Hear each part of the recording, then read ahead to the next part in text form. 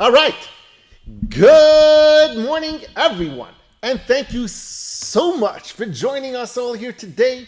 Today's shiur should be l'nishmas our dear friend Menachem ben Yisrael Yaakov, as well as my dear aunt Rivka bas Gavriel Tzvi, and for Zaidi, Reb Shmuel ben Yosef Dov HaKohen, and b'schus l'refuah shalema b'karov, Mishalom ben Sarah Rachel, Miriam Basara, and Yair Yeshia ben Chaya Atara. Today, we are on page 160 in the Ora Vigdor, for those who are following along.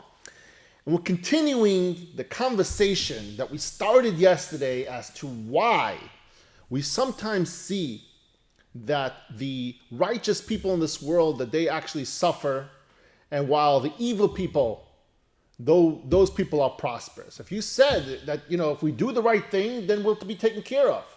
And if we don't do the right thing, Hashem is going to smite us. So what's going on over here? And so before going into the specific examples that Chovos HaLevavos is going to tell us, let's just recap real quick. He said there's two reasons as to why we need to do hishtadlus, why Hashem doesn't make it easy for us to get what we need in this world, and why we have to work for everything. Right? For instance, even to eat a loaf of bread, what has to go into it? We have to plant the seed, we have to water it, we have to work the ground, we have to take out the weeds, we have to then harvest it and then thresh it and then take out the kernels and then grind it and then add water and then other ingredients and mix it and bake it until we can finally get that piece of bread to our mouths. It takes a bunch of different processes. And we spoke about that there's two reasons as to why Hashem gives us this idea that we have to do things. Why do we have to do things? And the first one is so that we could be tested. So Hashem could test us and see if we stand up in the face of adversity, instead of difficulty, and we stay on the correct path of Judaism and Yiddishkeit. And the second reason we said is so that we stay out of trouble. And we said that when somebody is not busy doing things, he winds up being lazy. He winds up lazing around and just thinking of bad things, and also winding up doing things that he shouldn't be doing, and winds up doing averos and all kinds of other stuff. Now, let's talk about the testing, for example. So one of the things another question that came up, he says, so hypothetically speaking, if you're saying that it's to test us and to keep us away from bad stuff and not to do bad things, then let's talk about tzaddikim. Let's talk about righteous people for a second. Why should maybe we should make an exception for righteous people that they don't have to work hard. Why? Because they're not prone to doing averos, and they're not prone to these tests because they're always going to overcome them. They're righteous, they're tzaddikim. And furthermore, what comes out of this question is, in actuality, we do see in life, in history, and currently, that there are people who are holy, they are righteous, and they are suffering. And we do see people that are evil, they're bad, they do averos, and they are prosperous. And they seem like they have this beautiful, easy life. And so we're going to get into this idea, and there's going to be a bunch of different reasons. But Chovos HaLevavos talks about first on the testing portion. He says, why don't we just go back to this whole thing of make it easy for us, right? What's this whole idea of testing? So he says that, Rabbi Victor Miller brings this idea. He says, if everything was so simple, straight cut, that if you do bad, your Hashem is going to, punish you, and if you do good, you're going to be, taken care of. Well, what happened is, all the righteous people would automatically be wealthy and happy and everything, and all the bad people would lose all their privileges. Why? Because the second you, say smoke a cigarette on Shabbos, then what's going to happen is you'll get punished. But if you keep Shabbos and you keep all the mitzvahs, you're just going to be, out there and just, you'll be very successful. So what's going to happen is it's going to be very easy for everyone, clear cut, to say, okay, I'm not going to do any bad stuff because automatically I just get it. And there would be no testing. Hashem wouldn't have the opportunity to test you because if it's just clear cut, it's just very easy for you to go about life because you know exactly what the reward's going to be for that or the punishment what's going to be for that. And so Rabbi Victor Miller says it's not possible for Hashem to run this world in a cause and effect system and to run in a world of testing us if everything's going to be so clear-cut, risk-reward, you have exact punishment right away, it happens, because it just makes it very easy to just do good, and that's it, and you're done. Now, in order that we shouldn't be discouraged entirely from the concept that we see the whole idea of that righteous people are sometimes suffer and the evil people sometimes they are prosperous. We do see, Rabbi Victor says, we do have seen over time, even in Galus, even in exile, that the Yidden were actually successful in their times. And overall, righteous people were successful. In Poland, Yidden had a better time, easier time than the non-Jews. We see in history, we see stories of that. The only non-Jews that were really, really happy or more successful are like the lords and the landowners, but everyone underneath that, they were like really, really lower class. There was no middle ground over there. And we do see over time in history that Jews were successful despite persecution, despite being in exile and all that fun stuff. Now, let's get into talking about as to what the age-old question as to why sometimes we see that the righteous people suffer and the evil people are prosperous. And over here, Chovos HaLevavos is saying that using the terminology that we might use, subject to, but not always the case, right? But not limited to. Subject, but not limited to these answers. That's what he's going with. And he gives a few hypothetical reasons as to what could be the reason for that. Okay, we're going to talk about the first two today. The first answer of explanation of hardship for the righteous people is atonement. We sometimes need to do teshuvah for things that we have done wrong in our lives. And so Hashem might punish this righteous person because of something. He might be righteous today, but sometime in the past, he did something that he wasn't supposed to, and he does deserve to be punished for that. And Hashem is giving him that punishment today. And I would suggest, that the following reasons explain why the righteous person is prevented from gaining his livelihood, without working hard for it, and being tested by it. He says the first one is,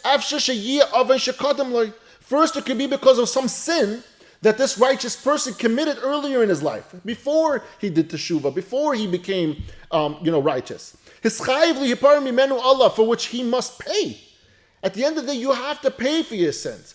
As it says, even a righteous person is punished on this earth. It says that in Mishlei. So we do see that sometimes a tzaddik, although he is righteous today, but we got to pay up. We owe Hashem something. We did an avera, and Hashem is going to punish us for that. He's going to take that payment back for it. And even though he's perfect now, Hashem wants him to be clear of any guilt of sins that he has committed at any point in his lifetime. Since his younger years, he was maybe not as good as he is today, but Hashem wants him to be a pure soul. And the only way you can be a pure soul is if you were between the teshuva and the punishment that you get, that you wind up being pure from that. And that's like the first reason that Chovos HaLevavos gives. And again, subject to but not limited. And we're going through a bunch of them. And the second one we're going to talk about today is merit for the future. Merit for the future is about understanding this concept. The concept is, we are in this world, but this world is not the world that Hashem truly wants for us. Really what we yearn for is Olam Haba, is going up to heaven. Why? Because that is Olam Ha'emes, that is the true world. This world is a pass-through. Now there are reasons that we're here, and we talked about this at the beginning of when we started Shaar HaBitachon. That one of the reasons over here is because of Aliyas Neshama, that we could elevate ourselves. Hashem could put us through this world, and we go through different trials, tribulations, overcome them, and we wind up elevating our souls so that we come back to Olam Ha'emes, to Olam Haba, that we are in a higher madrega, in a higher level than what we came down here for. Hopefully, that's the goal. And so the second reason, again, subject but not limited to, is the merit for the future. That sometimes a righteous person suffers, but in return, what he gets for that is he gets more merit in Olam Haba, a higher level of being closer to Hashem in Olam Haba. And he says of aviation, sometimes the righteous man has to suffer in this world, in exchange for an infinitely greater reward in the world to come. As it's written, to do good for you in your end. That Hashem said, I am making you suffer here, but in the end, that's going to be a benefit for you. And we see this with The story of Rabbi Akiva was 120 years old. He was a tzaddik. He lived a full life. Well, what happened to him at the very end? He could have died peacefully. Hashem could have made he should die in his sleep, and that's it. He would have been nifter. He would have gone up to Shemayim, pure, holy, and that's it. But what did Hashem do for him? Hashem gave him one last benefit, disguised as torture. What happened to Rabbi Akiva at the end when the Romans tortured Rabbi Akiva and his Talmidim to death? They took hot iron combs and they combed through his skin all the way through his flesh and through his bones. The pain was unimaginable. But even at that time, Rabbi Akiva was able to persevere, and he was able to say Shema Yisrael, and he was able to say, wow, this is my punishment for whatever I did. But he was able to go pure, and his Talmidim asked him at the time, said, Rabbi Akiva, how could you be so happy at this time? He answered them, because I now have the opportunity to go up to Shemayim al Kiddush Hashem. It's one of the most highest levels of a mitzvah that you could perform, and not most of us, hopefully most of us, it's such a difficult one, are never ever given the opportunity to do so, and I'm given now the opportunity to do so. I'm going up to Shemayim al Kiddush Hashem, and so you see that sometimes even the Hail Mary, Rabbi Akiva lived a full life. He was a tzaddik, 120 years old. But Hashem gave this an opportunity to give an even higher level of Olam Haba by putting him through some sort of suffering. And another case was with Rabbi Elazar ben Pedas. He was poor his entire life. He was always hungry. And once he saw a rotten vegetable on the ground and he ate it. And right after he ate it, he fainted. And Hashem appeared to him and he said to Hashem, while he was fainting, he said, Hashem, how long will I suffer? And Hashem tells him, you were created to suffer. And with those words, Hashem was strengthening him, not putting him down, not hurting him, but telling him that it's an opportunity for you, Rabbi Elazar ben Pedas. Such an opportunity is not for everyone, though. Understand that these opportunities are not going to come to you if you can't handle it. And it doesn't mean that you're not a tzaddik. It just means that everyone has their level. And at the end of the day, the second reason is it's a favor for us. That sometimes the suffering that we go through on this world, even though we can't comprehend it because it's so difficult to comprehend Olam Haba, and especially in the level that most of us are on, that we're human beings and we want to be happy in this world. We want to have a good life. We don't want to be miserable. We don't want to have it hard. We want to go through it easy because we can't think of what's the future. We don't think that far. Some of us could think in the future, but most of us, if not any of us that I know, can't think so far as to say, yes, you know what, Hashem? Comb my skin, my flesh with hot combs, because that means I'm going to get the highest level of madrega in Shemayim. Most of us can't comprehend that. And if you can, then you are on a much higher level than most people on this planet.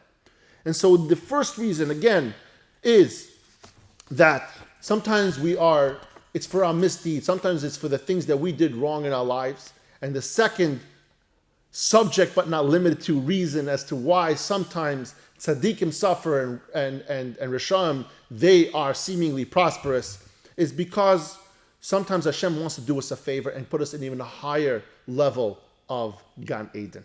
Thank you so much for joining us all here today. And as always, I love you all.